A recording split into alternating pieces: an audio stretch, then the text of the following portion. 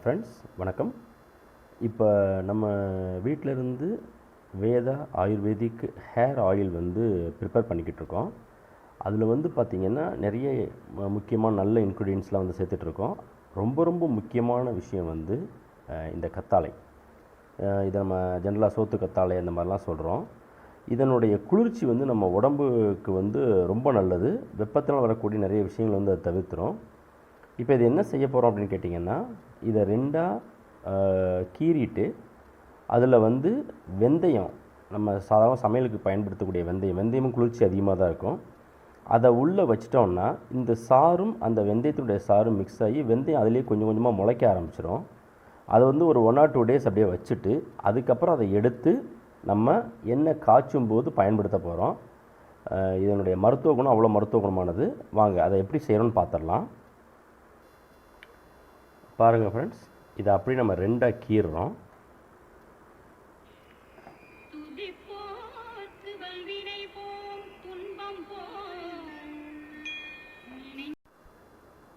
இப்போ பார்த்தீங்கன்னா அந்த சோத்து கத்தாழை நல்லா நீட்டாக க்ளீன் பண்ணிவிட்டு அறுத்தாச்சு. இப்போ அறுத்த அந்த இதில் பக்கத்தில் நம்ம வெந்தயம் வச்சுருக்கோம். கிட்டத்தட்ட இது ஒரு 1/2 லிட்டரு தேங்காய் எண்ணெய் பக்குவப்படுத்துவதற்கு தேவையான வெந்தயம். இந்த மாதிரி இந்த வெந்தயத்தை பார்த்திங்கன்னா அழகாக அதனுடைய அந்த லீஃபை கட் பண்ணதுக்கு உள்ளர இந்த இது வச்சிட்றாங்க. பாருங்கள், நீட்டாக இப்படி வச்சிட்டோம்னா அது அந்த சாரோடு சேர்ந்து இந்த வெந்தயம் ஒரு 1 day விட்டுட்டோம்னா அப்படியே லைட்டாக உள்ளுக்குள்ளேயே முளை விட ஆரம்பிச்சிடும். அந்த மாதிரி வளர்ந்த அந்த வெந்தயத்தை நம்ம எண்ணெய் காய்ச்சும் போது பயன்படுத்தினோம்னா தலையில் இருக்கக்கூடிய அந்த தேவையில்லாத பொடுகு இந்த மாதிரியான விஷயங்கள் குறைவதோடு மட்டும் இல்லாமல், ஏன்னா இந்த கசப்புத்தன்மை அதுக்கு அந்த பொடுகு இதெல்லாம் குறைச்சிரும். அது மட்டும் இல்லை, உடம்புக்கு தேவையான குளிர்ச்சியை ரொம்ப நல்லா இது கொடுத்துரும். ஸோ அதுக்காக இந்த மாதிரி பயன்படுத்துகிறோம்.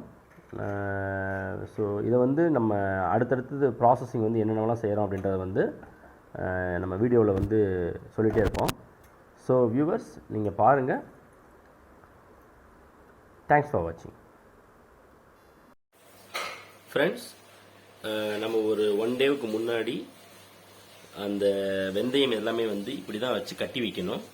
அப்போ தான் அது ஆயிலில் சேர்க்கும்போது இதனுடைய முழு இதுவும் அந்த ஆயிலில் சேர்ந்து குளிர்ச்சி ரொம்ப அதிகமாக இருக்கும் தலைக்கு தேய்க்கும் போது. ஸோ 1 day தான் ஆச்சு. பாருங்கள், அந்த இதெல்லாம் எப்படி முளைச்சிருக்குன்னு பாருங்கள். வித்தின் a டேக்குள்ள இதை நம்ம அப்படியே யூஸ் பண்ணுறதுனால, ராவா அப்படியே யூஸ் பண்ணுறதுனால இதனுடைய முழு பலனும் நம்ம அந்த குளிர்ச்சி தலைக்கு சேரும். ஃப்ரெண்ட்ஸ், இப்போ இது செக்கில் ஆட்டின தேங்காய் எண்ணெய். இந்த தேங்காய் எண்ணெய் நம்ம ஒரு சாம்பிளுக்காக 1/2 லிட்டர் எடுத்திருக்கோம். இது செக்கில் ஆட்டப்பட்ட நல்லெண்ணெய். இந்த எண்ணெய் கிட்டத்தட்ட ஒரு 100 ml இருக்கு. நம்ம தேவையான அளவு மட்டும் யூஸ் பண்ண போகிறோம். நம்ம இந்த ஆயுர்வேதிக் ஹேர் ஆயில் தயாரிக்கிறதுக்கு இதுவும் ஒரு முக்கியமான இன்க்ரீடியன்ட். அடுத்ததாக பார்த்தீங்கன்னா, நம்முடைய தலை முடியினுடைய அந்த வேர்களை கொஞ்சம் வலுவாக்குறதுக்காக லைட்டாக அதில் விளக்கெண்ணெய் சேர்த்தணும். இதுவும் செக்கிலிருந்து ஆட்டப்பட்ட அந்த விளக்கெண்ணெயை வாங்கிட்டு வந்து வச்சுருக்கோம். 100 ml வாங்கிட்டு வந்து வச்சுருக்கோம். பட் 100 ml அப்படி யூஸ் பண்ணக்கூடாது. இதில் கொஞ்சம் மட்டும் யூஸ் பண்ணால் போதும். ஃப்ரெண்ட்ஸ், இப்போ நீங்கள் பார்க்குற இந்த மூலப்பொருட்கள் எல்லாமே நம்ம அந்த தேங்காய் எண்ணெய் கலக்கிறதுக்காக நம்ம சேர்க்கறது தான். இது கருவேப்பிலை. இது மலை வேம்புன்னு சொல்லுவாங்க. அந்த இலைகளை எடுத்து காய வச்சு பதப்படுத்தி வச்சுருக்கோம். லைட்டாக நிழல்லே காய வைக்கணும், வெயிலில் காய வைக்க வேண்டாம். சத்துக்கள் குறைஞ்சிரும். நிழலில் லைட்டை உலர்த்தி அப்படியே காய வச்சு எடுத்து வச்சுருக்கோம். நமக்கு தேவையான அளவு நாட்டு வெங்காயம், சின்ன வெங்காயம் சொல்லுமே அது. இது பார்த்தீங்கன்னா வெட்டி வேர். இது நெல்லி, மலை நெல்லி, அந்த பெரிய நெல்லின்னு சொல்லுவாங்க இல்லையா, அந்த பெரிய நெல்லிக்காய். இது தேவையான அளவு 1/2 லிட்டர்னா 1/2 லிட்டர் தேவையான அளவு மட்டும் கொஞ்சம் சீச்சு போட்டு அதை நல்லா கிரைண்ட் பண்ணி அப்படி நம்ம யூஸ் பண்ண போகிறோம். இது செம்பருத்தி இலைகள். ஓகே, இது என்ன செய்யணும்னா அந்த முடியை ரொம்ப ஷைனிங்காகவும் சாஃப்டாகவும் வச்சுக்கிறதுக்கு இது ரொம்ப ஹெல்ப் பண்ணும்.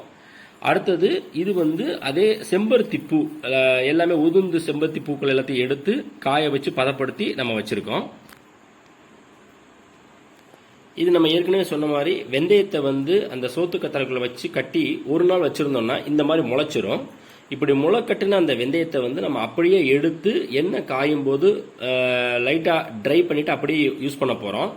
இதன் மூலமாக வரும்போது அந்த எண்ணெய் வந்து ரொம்ப தலைக்கு வந்து குளிர்ச்சியை உண்டாக்கும், வேர்க்கால்களுக்கும் வந்து அது ரொம்ப நல்லது. அடுத்தது ஒரு முக்கியமான மூலப்பொருள். இந்த இலை வந்து பார்த்தீங்கன்னா உங்களுக்கு நல்லா தெரியும், இது கரிசலாங்கண்ணி இலைன்னு சொல்லுவாங்க.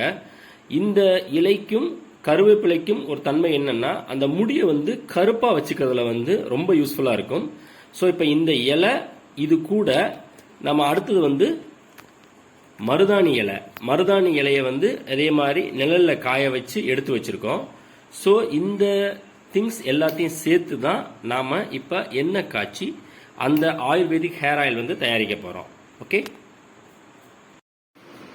ஃப்ரெண்ட்ஸ், கடைசியில் நம்ம அந்த மூலிகைகள் எல்லாத்தையும் போட்டு காய்ச்சிட்டு வடிகட்டினதுக்கப்புறம் இருக்கக்கூடிய அந்த மீதி இது எல்லாமே அந்த எண்ணெய் வந்து இந்த இப்படி லோட் பண்ணியிருக்கோம் இந்த பாட்டிலில்.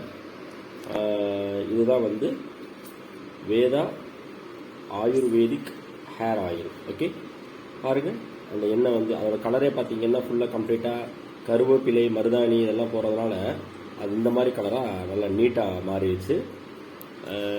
நல்ல ஒரு வாசமாகவும் இருக்குது ஃப்ரெண்ட்ஸ். யூஸ் பண்ணி பாருங்கள். தேங்க்ஸ் ஃபார் வாட்சிங். தேங்க்யூ.